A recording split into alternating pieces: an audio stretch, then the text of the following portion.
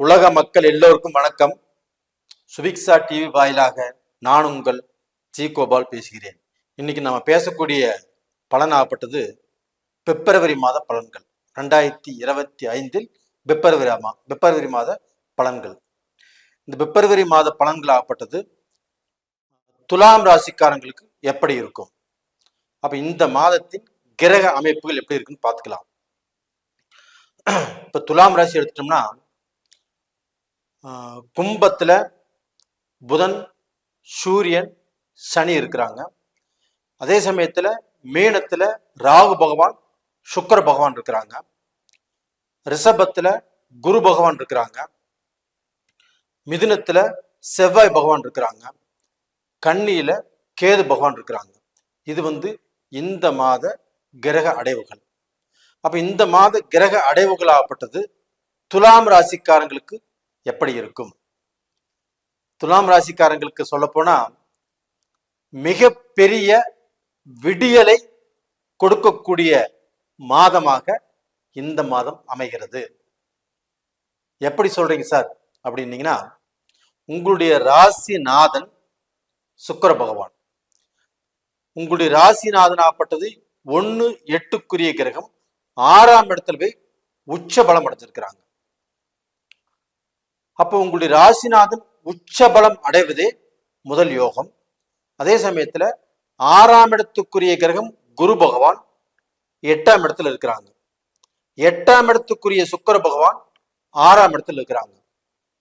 இப்ப இவங்க 2 பேருமே கிரக பரிவர்த்தனை அடைஞ்சிருக்கிறாங்க. அப்ப இந்த கிரக பரிவர்த்தனையால் துலாம் ராசிக்காரங்களுக்கு புதிய விடியல். இப்ப இந்த மாதம் உங்களுக்கு இருக்கக்கூடிய எல்லா விதமான கஷ்ட நஷ்டங்களில் இருந்து நீங்க வெளியில வர போறீங்க.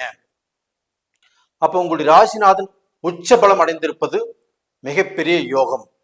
உச்ச பலம் அடைஞ்சிருக்கிறாரு, சரிங்க. ராகு கூட அல்லவா இணைஞ்சிருக்கிறாரு. ஆமாங்க, ராகு கூட தான் இணைஞ்சிருக்கிறாரு.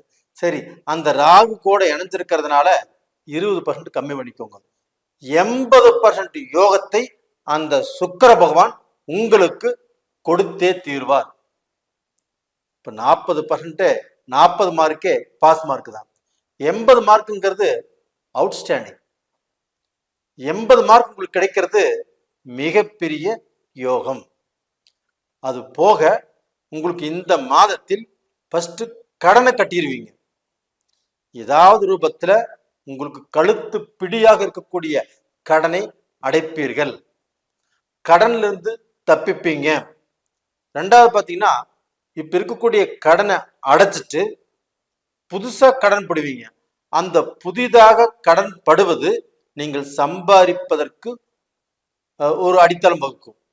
அப்ப அந்த புதுசா கடன் பட்டு அந்த கடன் மூலியமாக உங்களுக்கு லாபம் தான் கிடைக்கும் ஒழியோ நஷ்டப்பட மாட்டீங்க.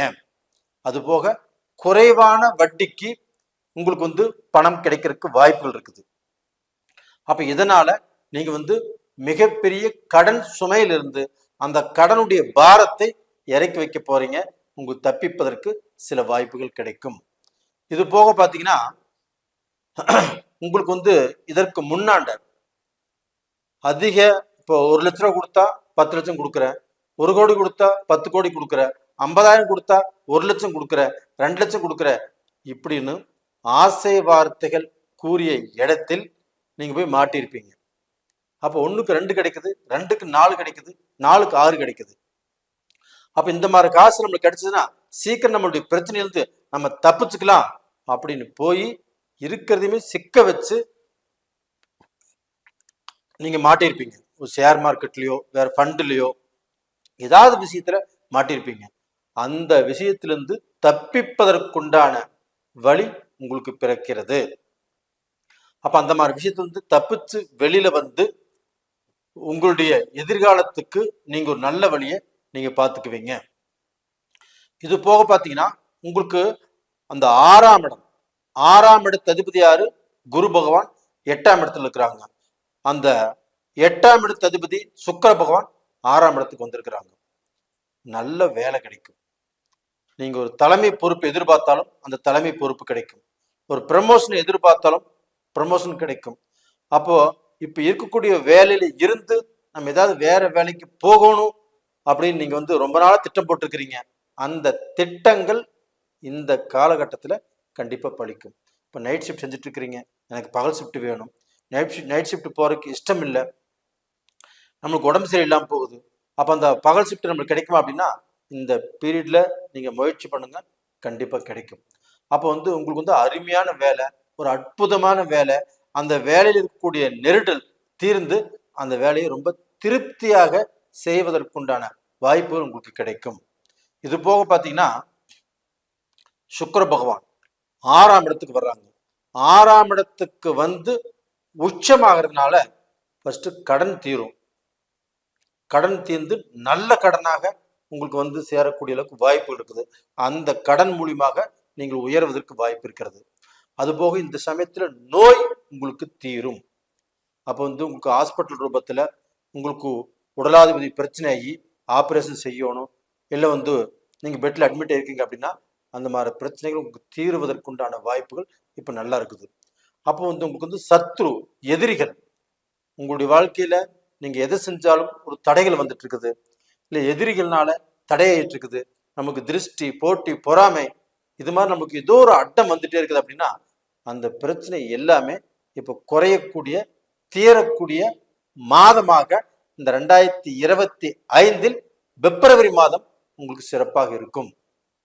இது போக பார்த்தீங்கன்னா ஒரு பிசினஸ் ஆரம்பிக்கிறவங்க, ஒரு பிசினஸ்ல நல்ல வருமானம் வரும்னு நினைக்கிறவங்க, அந்த வருமானம் இந்த பீரியட்ல நல்ல வருமானமாக இருக்கும்.